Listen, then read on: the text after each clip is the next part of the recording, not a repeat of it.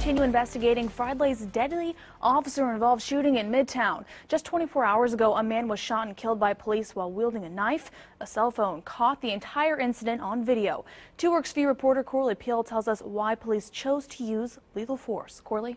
Corey, police tell me they had to open fire to stop the threat after a man wielding a knife on Utica wasn't complying with demands. Officers say they followed protocol to keep the suspect from harming innocent people. The police did ask him to stop, and he wouldn't stop. Daniel Gray says he was standing near Utica Street Friday night when shots rang out. He says he watched a homeless man get shot by a Tulsa police officer. I seen the police following this homeless guy up the street. The police was in the middle of the lane. The guy was up on the sidewalk. And then he tried to cross over, and that's when the police got out of his car and started tased him twice and then shot him 3 times. This cell phone video taken by a witness shows how the shooting played out. Police say the suspect refused to listen to police after they asked him multiple times to put down his knife. We came upon him. He's walking in the street. We got out of our car. We honk our horn. We tell him to stop. We tell him to drop the knife. He doesn't do any of those things. He continues to be aggressive with the knife in the middle of the street. Not normal behavior. Sergeant Walker says police tased the suspect, and when those efforts failed, an officer opened fire, hitting the suspect. There's a lot of people around. An innocent person does not need to be stabbed. We don't need to be stabbed. So at that point, they decided there's only one option, and that's the lethal force. Gray says although he saw the man ignore police orders, he wishes the situation ended differently. Well, the officer deserves to get what he gets, because it ain't right to shoot a man if the man's walking away. Officials say this is TPD's 6th officer-involved shooting this year. Corley Peel, 2 Works for you. A man is in jail this morning for allegedly stealing a Tulsa County Sheriff's deputy's car in downtown Tulsa. Around 1:30 this morning, the deputy had a DUI suspect in the back of his car near Cheyenne and Archer. TCSO says the deputy had his back turned when another person jumped in the car and took off.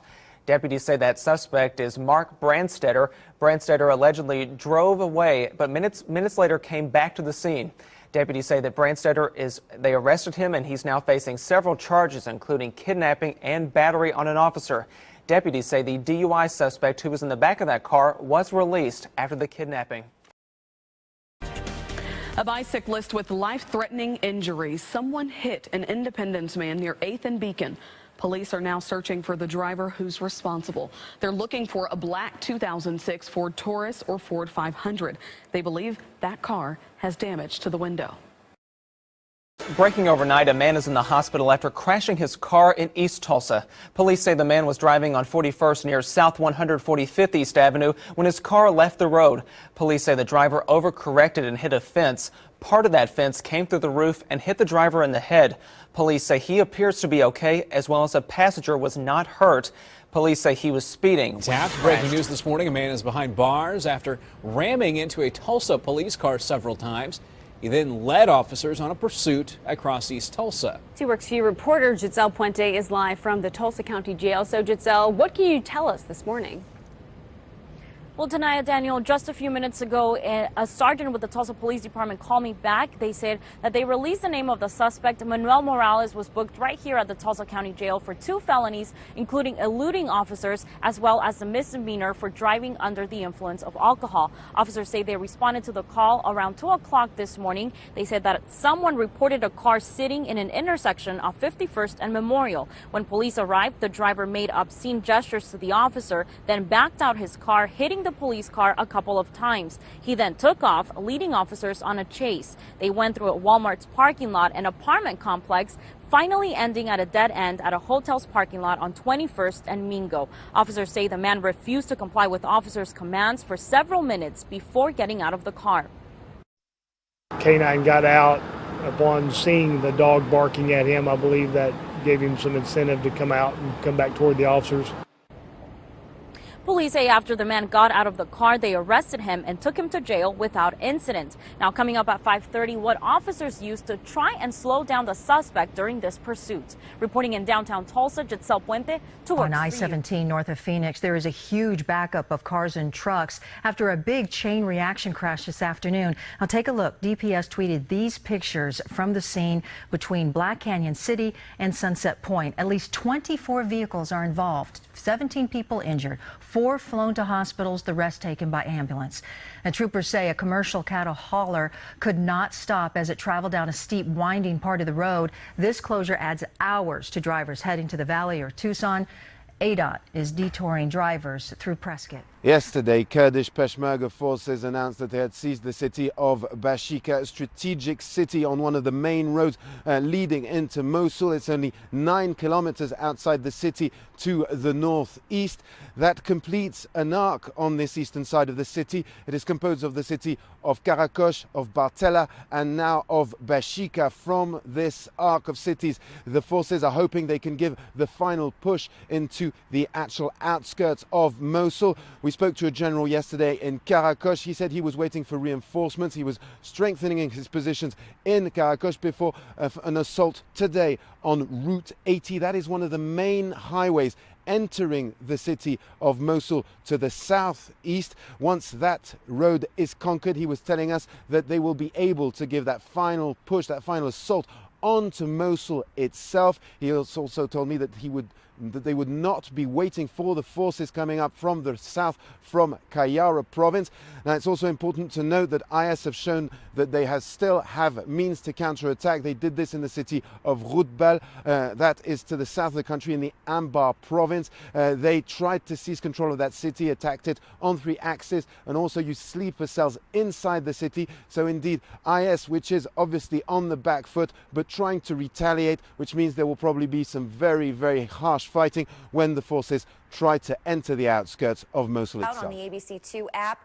This is video from 8 o'clock this evening. Traffic on I-95 at a crawl because of a crash involving 4 vehicles. It happened on 95 South near Route 543 in Harford County. State police tell us this looks a lot worse than it was, and no one was seriously hurt. 15 people from a van were taken to the hospital, but all of them are expected to be okay. One of the cars was able to drive away from the scene. 3 others were towed. It isn't clear what caused the crash.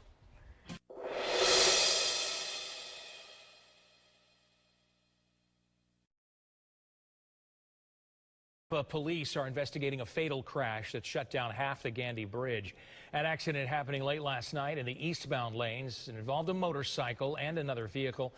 The eastbound lanes were shut down after that crash. They have since The tow trucks lined I-75 yesterday afternoon in tribute to a fellow driver who was killed on the job.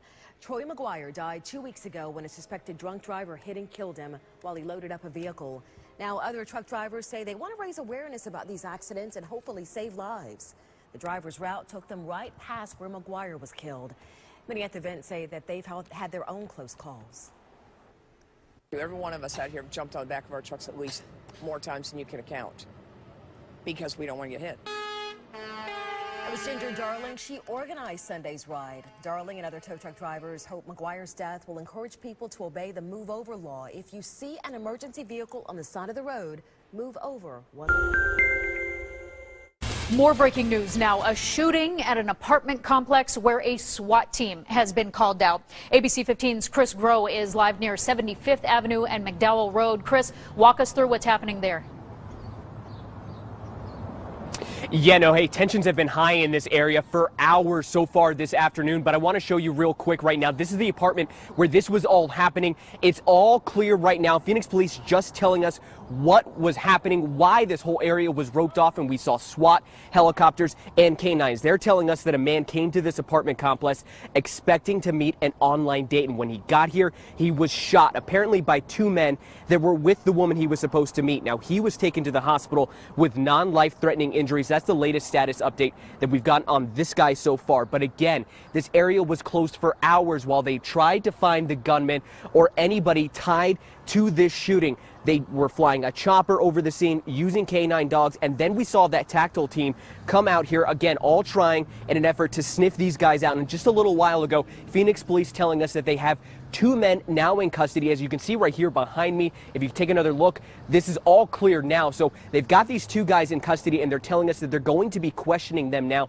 to figure out if these are the 2 assailants that shot this guy who's now in the hospital with non-life-threatening injuries. This is still a very fluid and developing situation, but when we learn more information, we'll bring it to you. Noe, back to you. Pretty unnerving. Thanks so much, Chris. We'll talk to you again soon. On I-17 north of the valley earlier today, a deadly crash and a small brush fire causing a huge backup on the freeway near New River. This one happened around 11:30 this morning. DPS says a motorcyclist who was not wearing a helmet was killed. At one time, the freeway was blocked, causing an 8-mile backup, but all lanes have since reopened. That was around 1 o'clock this afternoon. More breaking news now. A shooting